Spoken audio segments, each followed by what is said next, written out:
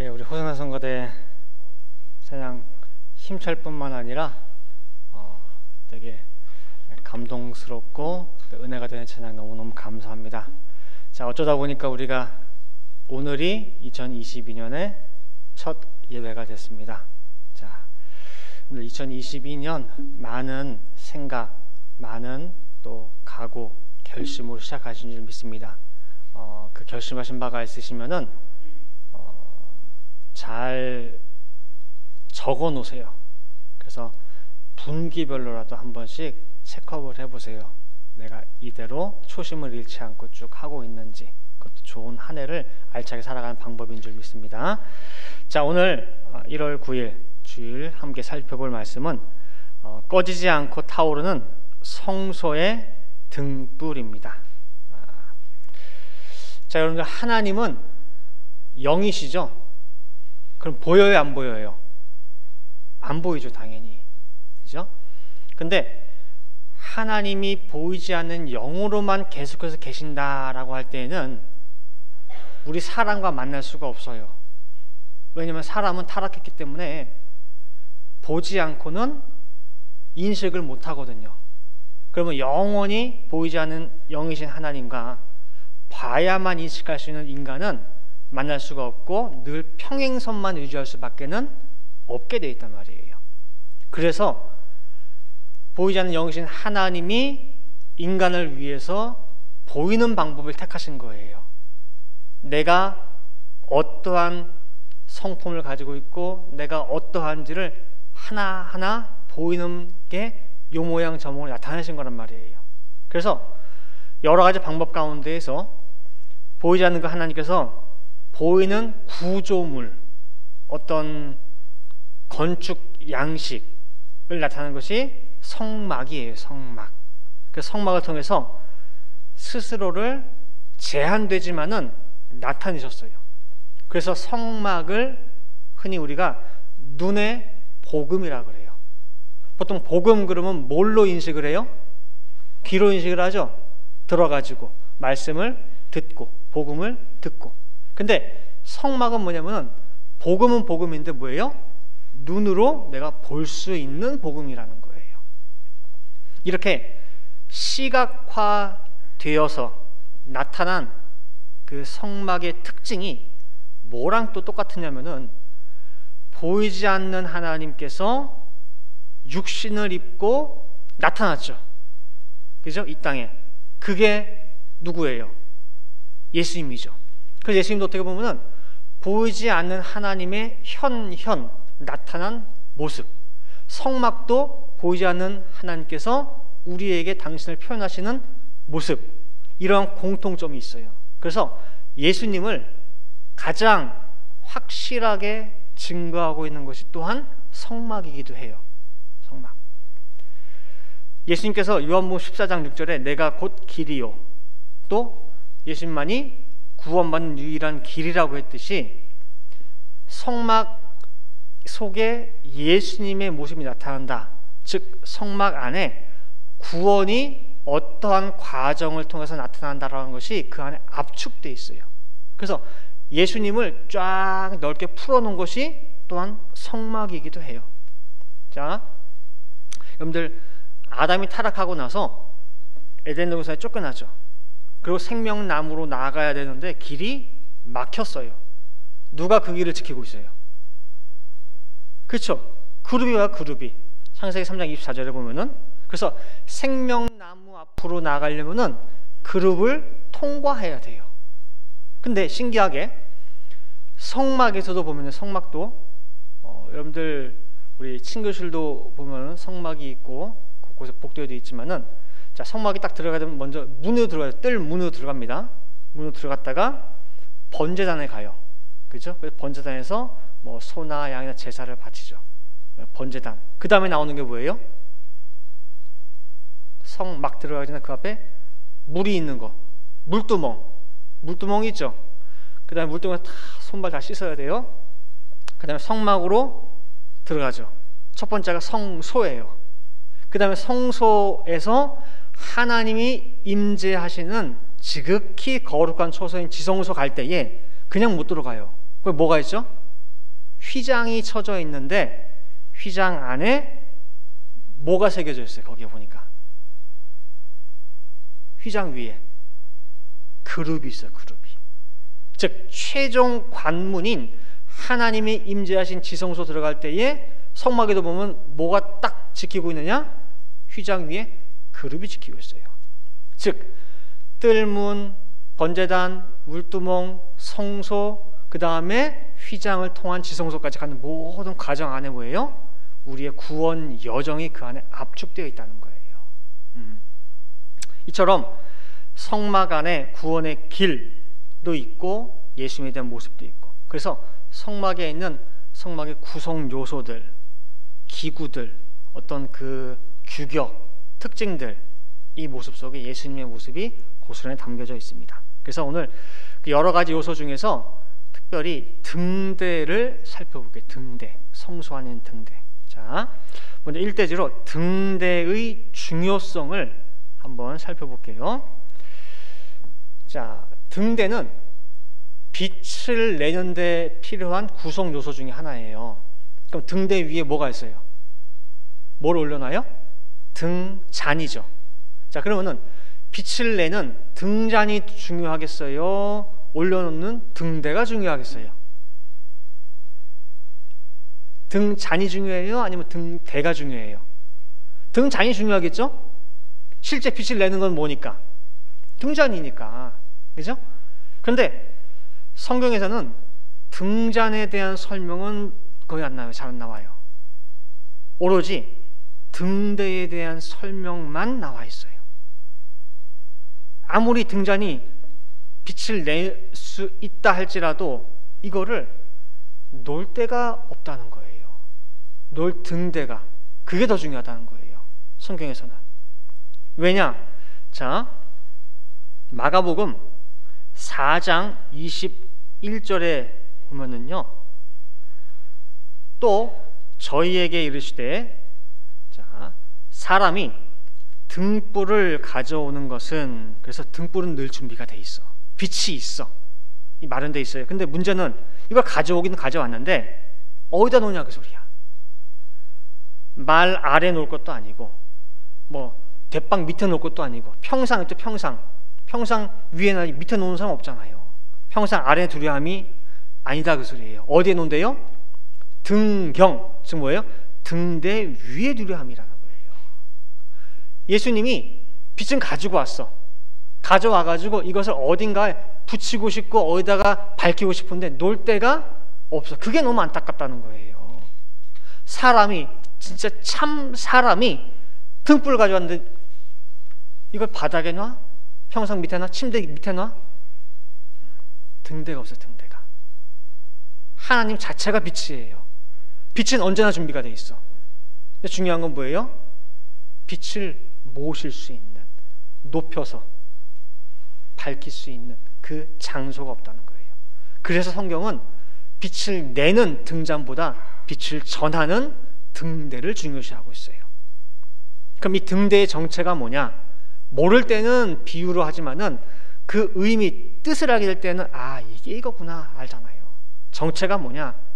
라고 할 때에 이사야 60장 1절 말씀 보시면은요, 이사야 60장 1절에 하나님 이사야한테 하신 말씀이에요. 일어나라, 빛을 발하라. 이는 내 빛이 이르렀고 여호와의 영광이 내 위에 임하였음이니라 그랬죠? 이사야 자체가 빛이에요? 이사야 자체가? 아니에요. 하나님이 빛이신데 하나님의 그 영광을 어디다 임하시겠대요? 내 위에 내가 임하겠다는 거예요. 그러니 이사야 너는 너에게 임한 그 빛을 네가 발하라 그 소리예요. 그리고 참 등대로서 높이 비추기 위해서는 앉아있지 마. 등대가 왜 바닥에 붙어있니? 등대는 일어나야 돼요. 일어나라, 너에게 임한 그 빛을 발하라 그 소리예요. 네 빛이 비칠 때에 열방이 네 빛을 보고 너에게 벌떼같이 몰려온다는 거예요.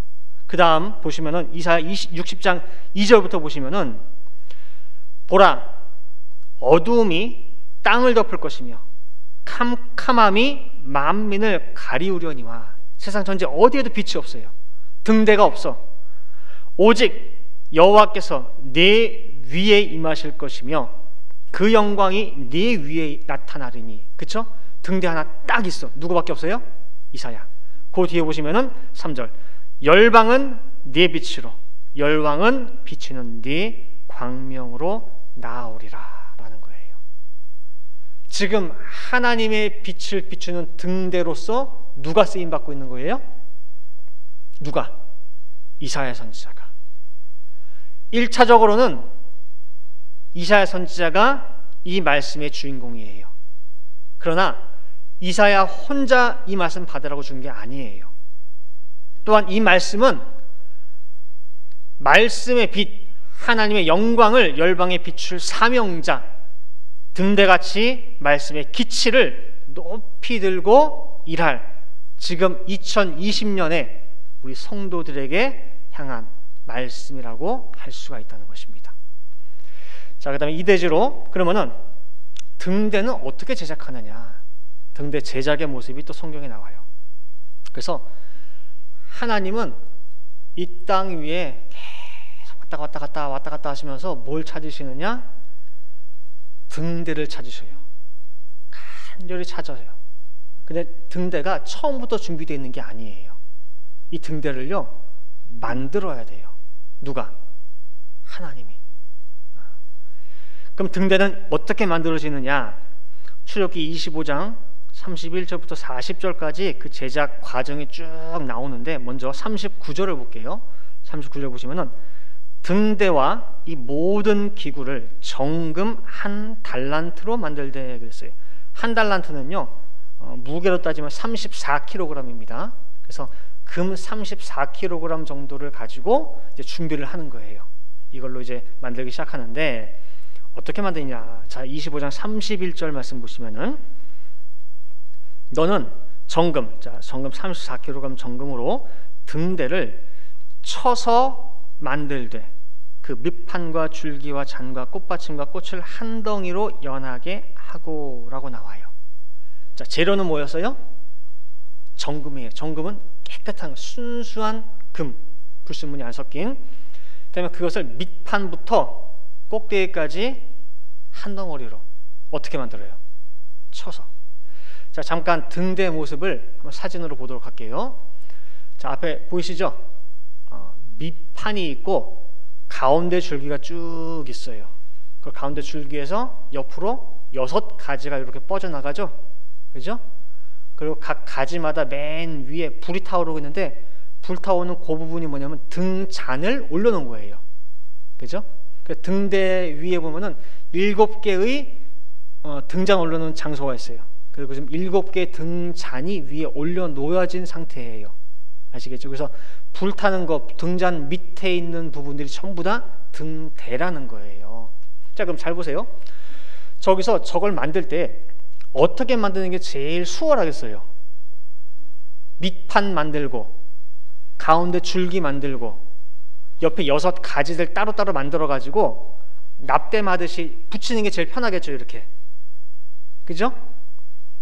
근데 하나님은 어떻게 만들려고 했냐면은 밑판부터 시작, 이게 34kg짜리 덩어리가 있으면은 밑판부터 해가지고 다 쳐가지고 줄기 올리고 다 따로 만들어서 붙이지 말래요.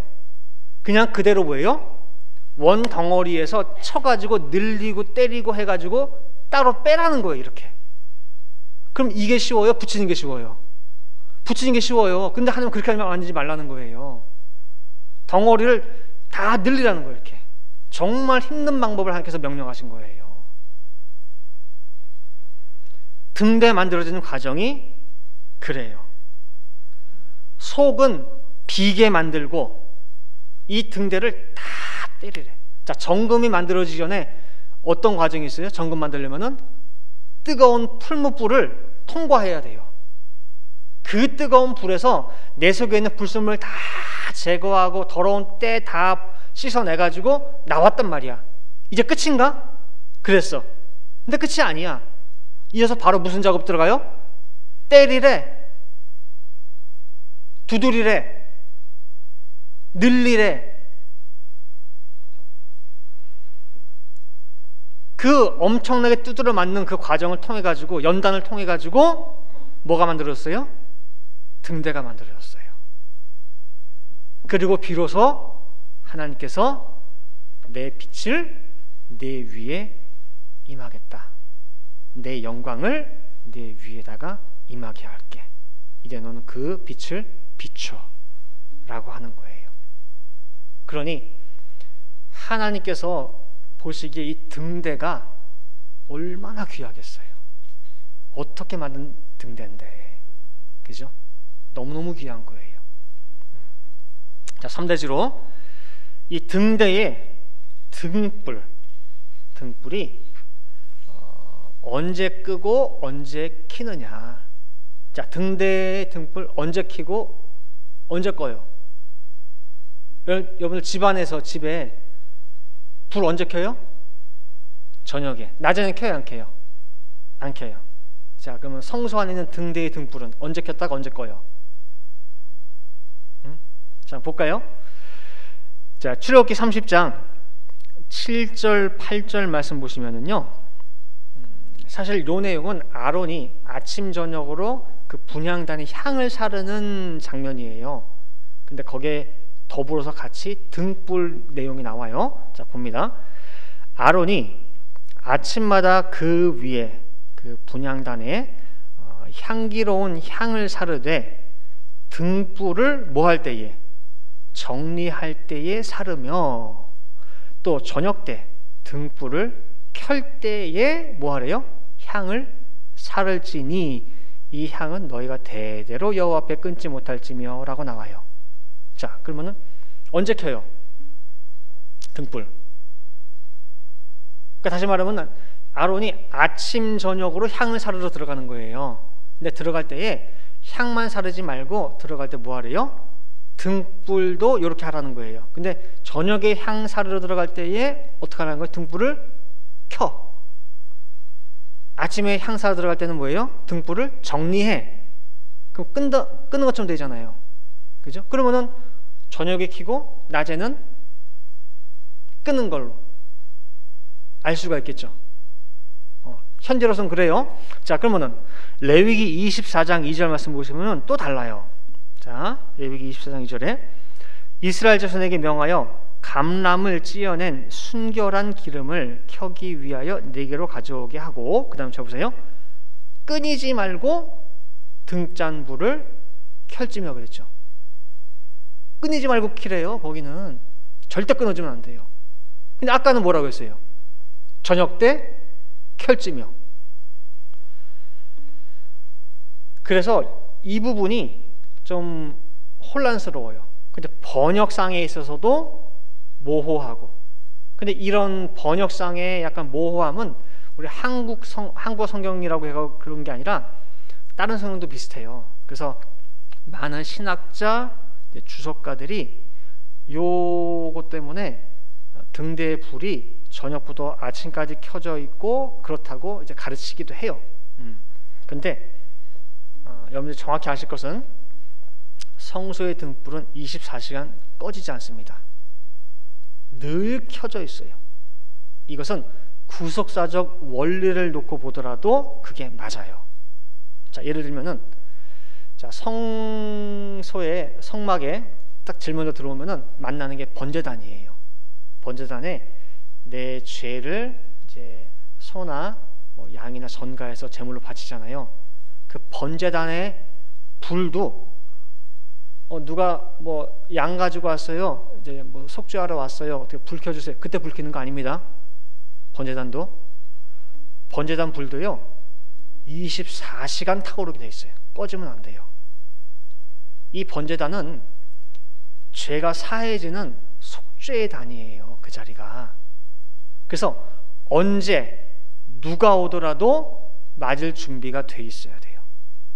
근데 저녁 한 8시쯤 갔더니 여기 지금 번제단 불 꺼졌는데요, 내일 아침에 오세요. 그때 와서 사람 받으세요. 결코 안 통합니다. 그거. 한 사람의 영혼을 천하 무엇보다 귀하게 여기시는 하나님이 밤 8시라고, 밤 10시라고, 밤 12시라고 안 받아줘요? 절대 그런 일 없어요. 그렇기 때문에 번제단 불은 뭐예요? 24시간 절대 꺼뜨리지 마. 누가 언제 올지 몰라. 마찬가지로 하나님의 신성이 가득한 장소가 성소예요. 근데 그 거룩한 신성이 한순간도 꺼짐없이 늘 드러나기 위해서는 7 등잔이 항상 환하게 그것을 비춰줘야 돼요.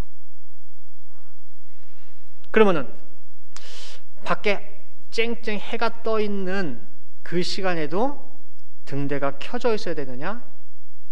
맞아요, 안 맞아요? 맞아요.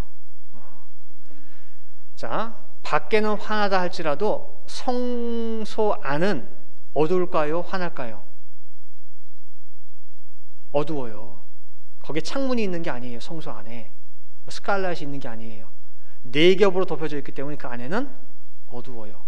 그래서 성소 안은 7 등잔의 빛으로만 그 안을 비출 수가 있어요. 밖에 있는 햇빛으로 비출 수 있는 곳이 아니에요. 성소는 7 등잔의 빛으로만 비추는 곳이 성소고, 그 빛을 통해서만 뭐예요? 하나님의 신성이 드러나요. 자, 그럼 이제 아까 읽었던 출애굽기 30장 7절과 8절이 왜 그러면은 저녁 때 켜라 라고 되어 있느냐, 왜 그렇게 번역했느냐 살펴봐야죠. 자, 히브리 원문에 보면은요, 등불을 켜다 라고 하는 그 말이 아라예요. 아라. 우리 흔히 보면은, 작년에도 그 했나? 항상 신년이나 뭐 그럴 때 보면은, 자, 올해에는 독수리 같이 뭐예요? 비상하는, 올라가는 그런 신앙 가집시다. 힘차게 도약하는 한 해, 비상하는, 올라가다 가죠. 올라간다는 의미가 뭐예요? 히브리어로 아라예요. 아라. 그래서 이 히브리 원문에 따른 정확한 아까 그 해석은 뭐냐면은, 꺼져 있던 등불을 다시 켜는 것이 아니라, 등불이 켜져 있는데, 여러분들 옛날에 호롱불 그 세대 분들은 아실 거예요. 오래 타다 보면 심지가 짧아져요, 안 짧아져요? 그렇죠? 짧아져요. 그럼 불꽃 크기가 작아져요. 이렇게 이제 그러다 더 짧아지면 딱 꺼지거든요. 이렇게. 그러니까 그 불이 꺼지지 않도록 불집게로 심지를 끌어올려요. 이렇게 짧아지면 끌어올리면 어떻게 해? 불이 작아졌다가 올라가요, 안 올라가요? 불꽃이 올라가죠. 그게 아라예요. 작아졌던 불꽃이 이렇게 올라가고 더 잘 탈 수 있도록 이렇게 만들어주는 거예요. 그러니까 대제사장은 들어가고 나오고 할 때마다 7 등잔의 등불이 작아지거나 혹시라도 꺼질까봐 빨랑빨랑한 거 있잖아요. 그렇게 되지 않도록 늘 불집게로 올려주라는 거예요. 심지를 필요하면 갈아주고, 기름이 작아서 기름 못 빨아들여서 불꽃이 작아졌다 그럼 기름 부어주고, 그것이 뭐예요? 불을 켠다는 뜻이에요. 알아. 특별히 신경을 더 써야 되는 시간이 언제냐? 저녁부터 아침까지. 그래서 여기를 아까 등불을 정리하다라는 의미가 그거예요. 히브리어로 아라크라고 했는데 주변 정리해 주는 거예요.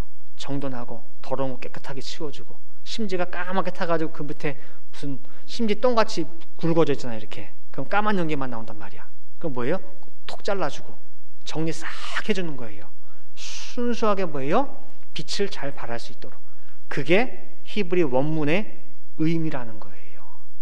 그래서 이 성소 안의 등불은요, 절대로 낮이고 밤이고 24시간 끊어져서는 안 된다는 것입니다.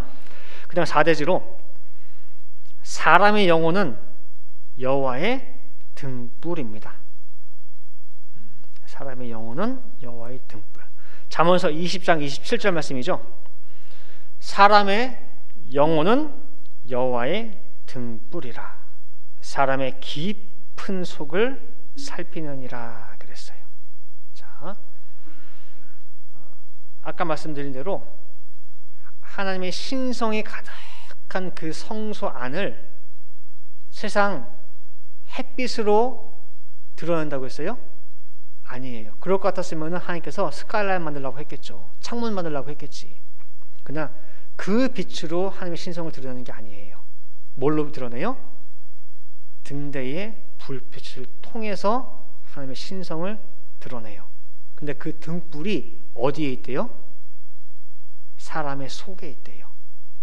네 영혼이 하나님께서 들어 쓰시는 등불이야. 네 등불을 통해서 내가 내 신성을 드러낼 수가 있다라는 거예요. 마치 성소 안에 딱 들어가잖아요.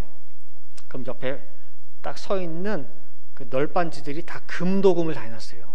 딱 불 켜면 노란 금들이 쫙 빛을 반사해요. 그 앞에는 보면 휘장이 있는데 휘장을 청자, 홍배, 그래서 청색, 자색, 홍색, 또 흰색 해가지고 쫙 이쁘게 있죠. 그 위에 그룹들이 쫙 수놓아져 있죠.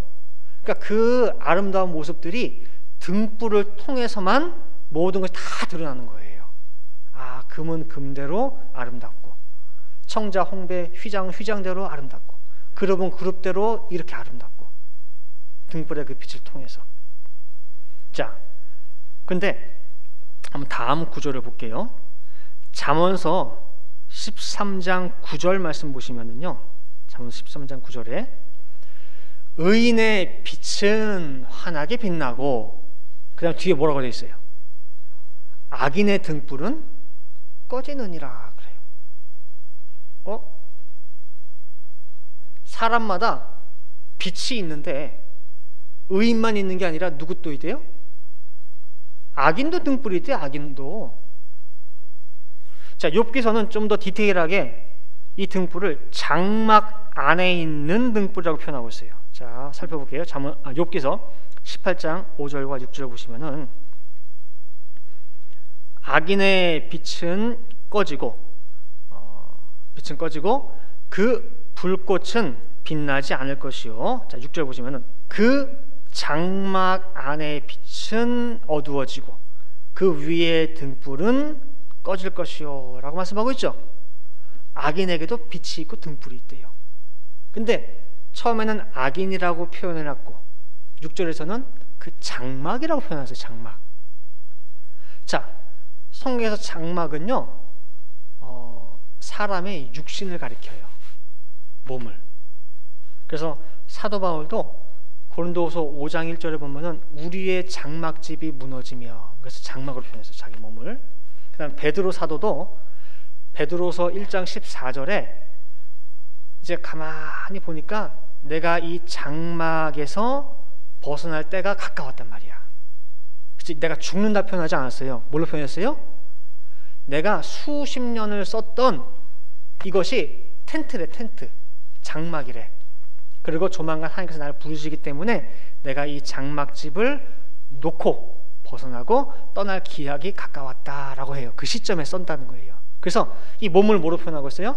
장막. 근데 아까 장막 안에 뭐가 있대요? 빛이 있대.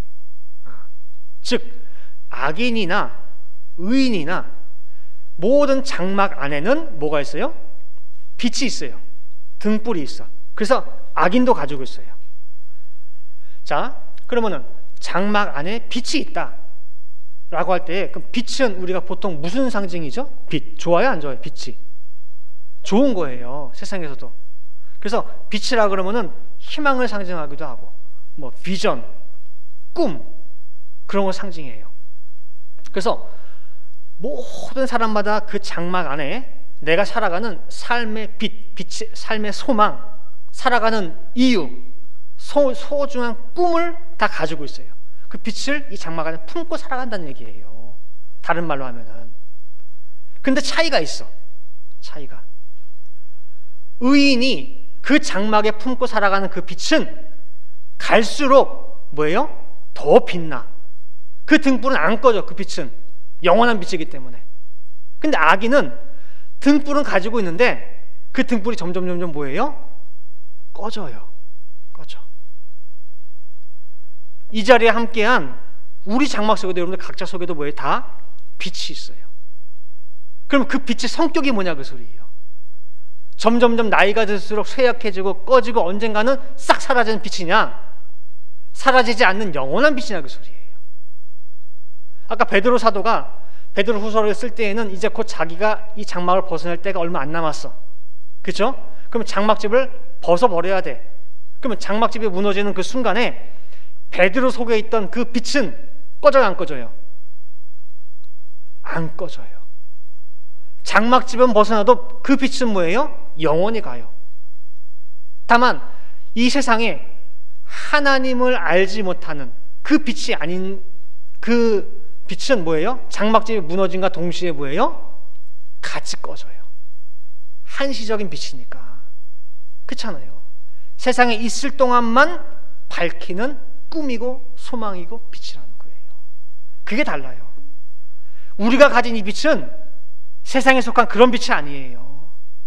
하나님을 아는 빛이고 하나님의 영광을 드러내는 빛이고 세상 죄악이 아무리 짙어도 꺼지지 않고 오히려 그 어둠을 밝히는 빛이에요. 말씀의 빛이고 기도의 빛이에요. 그래서 귀한 거예요. 그래서 나만의 빛이 아니라 하나님께서 말씀하시기를 그거는 네만의 빛이 아니야. 내 등불이야. 내가 들어쓰는 빛이야. 악인들도 속에 빛이 있다고 했죠. 근데 그 빛은 하나님이 인정 안 해. 그건 내 빛이 아니야. 내가 쓸 수 있는 빛이 아니야. 그러나 의인 네 영혼의 빛은 내가 들어쓰는 빛이야 라고 인정해 주는 빛이에요. 얼마나 감사해요. 그렇죠? 자, 결론 맺도록 하겠습니다. 오늘 살펴본 그 등대, 거기 아까 가만히 보면은 중간에 꽃 모양이 있었어요. 오돌도돌하게. 혹시 그 꽃이 무슨 꽃인지 아세요? 역시 거기에 뭐 꽃 잔 꽃받침이 나오는데 하나같이 전부 다 살구꽃이에요. 그러면은 하고 많은 나무들 가운데 많은 꽃들 가운데 왜 하필 살구나무냐 할 때 살구나무는요 혹독한 추운 겨울이 지나고 다 잠자고 있을 때에 제일 빨리 깨어나가지고 꽃을 피우는 게 어떤 나무냐? 살구나무예요. 살구나무. 그래서 이 살구꽃의 히브리어도 보면은 샤케드라고 해요. 샤케드.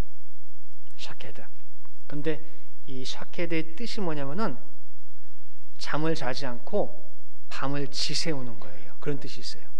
깨어있다, 지키다. 다른 나무 다 잠자고 이제 겨울이니까 뭐 아무것도 못해. 뭐 언제쯤 오겠어? 언제 따뜻해지겠어? 일단 잠자고 보지 뭐. 근데 살구나무는요 이 겨울이 분명히 끝이 있어요. 분명히 해가 뜨고 봄이 찾아오는데 그때가 언제인지를 늘 자지 않고 깨어있고 살펴보는 거예요. 그래서 오자마자 뭐예요? 바로 봄이 왔음을 알려주는 첫 번째 나무가 뭐예요? 살구나무예요. 제일 먼저 꽃을 피워요. 그래서 이 살구나무를 사람으로 비유한다면은 파수꾼이라고 하시죠. 파수꾼. 한국에 보면은 아직 남한과 북한이 있잖아요. 3.8선 철책이 있어. 모든 국민들 다 자고 있어도 누구는 깨어 있어야 돼요? 3.8선에서 철책을 지키는 그 초병들, 군인들이 이 살구나무라고 볼 수가 있어요. 자, 이사야 60장 1절부터 3절을 한번 다시 한번 볼게요. 자, 일어나라 빛을 발하라 이는 네 빛이 이르렀고 여호와 영광이 네 위에 임하였음이니라. 자, 2절 말씀 보시면 보라 어두움이 땅을 덮을 것이며 캄캄함이 만민을 가리우려니와 그랬어요. 극심한 어둠이 찾아왔어. 그럼 사람들이 다들 어때요?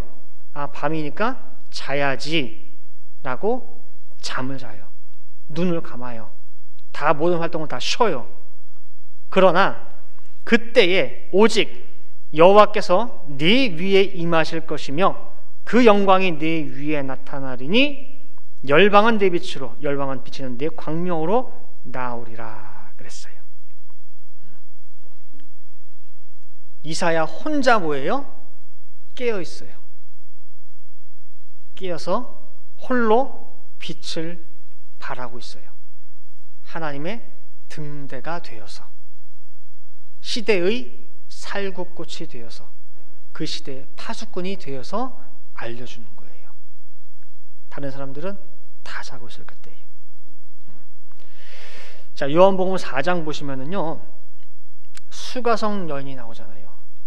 야곱의 우물 곁에서 예수님과 대화를 나누는 가운데에 빛이 번쩍하듯이 이 예수님이 바로 구약 성경에 예언한 메시아라고 하는 것을 알게 돼요. 깨달아요. 이 엄청난 사실이 번개를 번쩍하면서 불이 확 들어왔죠. 그죠? 빛이 번쩍했다고 표현할 수 있고, 그 안에 있는 영혼의 등불이 켜졌다고 볼 수 있어요. 그렇죠? 등불이 켜지고 7 등불이 딱 켜지지 않는 이상은 절대 하나님의 신성을 알아볼 수가 없어요. 하나님의 신성은 뭘 통해서 드러난다고 했어요? 등대의 불빛 통해서 드러날 수 있어요. 그 외엔 드러나지 않아요. 그러지 않고는 하나님의 신성을 못 알아봐요. 그런데 이 여인이 예수님을 요셉의 아들 몫으로 보는 것이 아니라 하나님의 아들 메시아로 깨달았다라고 할 때 뭐예요? 그 영혼의 불이 붙은 거예요. 그냥 본 게 아니에요. 그냥 모든 사람들이 아무리 예수님 말씀이 좋고 기적 이사 행해도 결론은 뭐냐? 아버지가 요셉이잖아, 어머니가 마리아잖아, 예수님 여동생이 내 와이프인데, 그렇게 봤단 말이에요. 신성을 못 봤어요. 왜냐? 등불이 안 켜졌으니까. 근데 이 여인은 뭐예요? 그 대화 가운데 예수님의 신성을 알아봤어요. 알아봤어. 그리고 이 붙여진 이 등대를 가지고 어디 갔느냐? 마을로 들어가요. 들어가서 그 빛을 비춰요. 높이 들고 비춰요. 그 빛이 뭐냐? 바로 예수의 빛이에요. 예수의 빛을 붙여서 그 동네에 다 전할 때에 그 빛을 보고 동네 사람들이 몰려들어요. 그리고 그 등대 빛을 따라서 누구에게 인도가 되느냐? 예수님 앞에 다 왔잖아요. 이 여인이 예수님의 등대가 되어드렸어요. 자, 요한복음 4장 42절 말씀 보시면은 그 동네 사람들이 여자를 통해서 그 등대의 빛을 따라서 예수님 앞에 나오고 예수님의 말씀을 듣고 나서 고백하는 말이 뭐냐면은 그 여자에게 말하되, 이제 우리가 믿는 것은 네 말을 인함이 아니니 이는 우리가 친히 듣고 그가 참으로 세상의 구주신 줄 알미니라 하였더라 그랬죠. 누구의 빛을 보고 나왔어요? 수가성 여인의 빛을 보고 이 사람들이 나왔어요. 이제는 이 역할을 누가 해야 돼요? 우리가 해야 돼요. 우리도 등대가 돼야 돼요. 이사야 때만 어두운 것이 아니고 예수님이 왔지만 예수님 때도 어두웠어요. 우리가 살아가는 이때도 어두워요. 생각보다 많이 어두워요. 그리고 점점 더 어두워가요.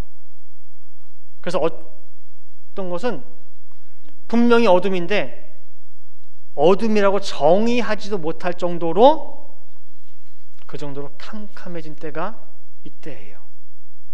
그래서 여러분들이 이 시대의 등대가 되어서 저거는 어둠이고 이게 빛이야 라고 알려줄 수 있어야 돼요. 그리고 이 어둠 속에서 헤매는 사람들도 많이 있어요. 빛을 찾아서. 그럴 때는 어디든지 간에 등대에 불이 켜지게 되면은 모이게 돼 있어요. 모이게 돼 있어요. 그래서 우리가 올해 2022년에는 그 등대의 빛, 말씀의 빛도 되겠지만은 2022년엔 특별히 우리가 기도의 등불을 많이 피우고자 합니다. 지금 제가 알기로는 1월 1일부터 해서 우리 여성교회 안에서 아침 6시에 이제 기도하는 걸로 기도팀이 구성이 됐어요. 맞죠? 네. 그래서 6시가 딱 되면 다들 각자의 처소에 일어나가지고 단톡방에 들어와서 시작할 때 아멘을 누른대요. 딱 띄워요. 그래서 그러면 이분이 지금부터 오늘 기도 시작하시는구나. 그래서 쭈르르르 나와요. 그러니까 근데 제가 이렇게 옆에서 보니까 많이들 동참하고 계셔요. 근데 제가 그 볼 때에 이렇게 많은 분들이 아침부터 일어나서 새벽부터 일어나가지고 기도하시는구나 할 때에 느낌이 뭐냐면요, 너무 든든한 거예요. 걱정이 없어져요. 이런 기도의 자리가 늘어났으면 좋겠어요. 그래서 들불 번지듯이 기간마다 모든 할 때에 기도를 하세요.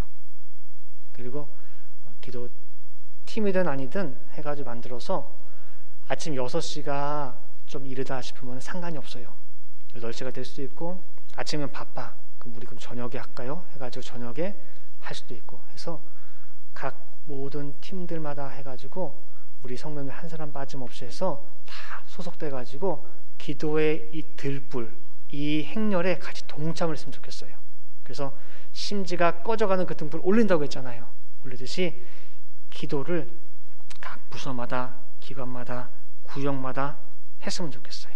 그래서 꺼지지 않는 등대의 빛이 되시길 바라요. 그래서 우리가 늘 내가 있는 그 자리에서 변치 아니하고 빛을 비추고 있으면은요, 정말 분명히 말씀하신 건 성취가 돼요. 분명히 그 빛으로요 열방이 춤추며 달려 나온다고 예언하고 있어요. 문제는 내 스스로가 조금 비춰보다가 별로 반응이 없네, 내 스스로 작아지고 불꽃이 사그라들고 꺼져서 문제지, 그 빛이 항상 그 자리에 환히 비추고 있는 이상은 반드시 말씀은 뭐예요? 더딜지라도 이루어져요. 여러분들 2022년 기도의 자리 꼭 함께 동참해 주시길 바라겠습니다. 그리고 24시간 우리 등불 절대 꺼뜨리지 마요. 아시겠죠? 자, 믿고 함께 동참하겠다 하시는 분들은 다 아멘. 자, 될 줄 믿습니다. 자, 기도하시겠습니다. 사랑과 은혜가 충만하신 아버지 하나님 감사합니다. 이렇게 거룩한 주일을 맞이하여서 우리 귀한 성도님들과 이 말씀으로 함께 교통하고 호흡할 수 있고 이 말씀으로 함께 은혜 나눌 수 있도록 모든 것 마련해 주시니 너무너무 감사를 드립니다. 이 예배의 자리에 나오고 싶어도 못 나오는 분들도 있습니다. 얼마나 우리가 이렇게 예배 자리에 나올 수 있는 것이 복된 것인지 다시금 깨닫고 감사할 수 있게 도와주시옵소서. 그리고 나에게 주어진 이 생명의 날들이 있습니다. 2022년 또다시 우리를 사랑하여 주시사 임대 계약을 맺어 주셨습니다. 그러니 이 귀한 시간들 절대 허투루 흘리지 말고 정말 늘 내 속에 하나님께서 귀하게 쓰실 수 있는 등대의 불빛을 밝힐 수 있게 도와주시어서 언제든 아버지께서 가야 될 곳, 아버지께서 쓰시고 싶은 어느 때든지 내 속에 등불을 들어서 쓰실 수 있도록 준비할 수 있는 저희 모든 성도들에게 도와주시옵소서. 특별히 2022년에는 저희들 기도의 등불을 밝히고자 합니다. 정말 어느 기간, 어느 부서, 어느 모임이든 간에 이 기도가 늘 선행될 수 있게 도와주시고 그 기도로 진행될 수 있게 도와주시고 기도로 맞춰질 수 있도록 인도하여 주셔서 우리들 부른 동산이라고 하는 이 등대의 불빛, 기도의 빛이 2022년에는 더욱더 활활 타오를 수 있도록 인도하여 주시옵소서. 그리고 내가 주변에 있는 모든 사람 간의 관계에 있어서 또 기관의 모든 계획에 있어서 모든 것들을 내 생각, 내 주관적 판단 그런 걸로 해서 처리하는 것이 아니라 그 모든 것을 다 기도의 불에다가 집어넣어서 정말 기도 속에서 다 믹싱하는 가운데에 그 기도로 말미암아 모든 일들을 하나하나 진행해 나갈 수 있도록 아버지 역사하여 주시옵소서. 그래서 모든 기도가 뒷받침될 때에는 분명 이 안에 화목과 화평만이 있을 줄 믿사오니 정말 기도로 모든 일을 진행하는 우리 성도들 될 수 있도록 인도하여 주시옵소서. 또한 그 기도의 불이 각 가정에도 퍼질 수 있게 도와주시고 사업처, 직장에도 퍼질 수 있게 도와주셔서 모든 일을 함에 있어서도 아버지께 맡기고 아버지께 의탁하는 기도로 시작하는 모든 성도들에게 도와주시옵소서. 정말 기도한 대로 될 줄을 믿고 감사드리며 이 모든 말씀 사랑이 많으신 예수 그리스도 받들어 기도 올려옵나이다. 아멘.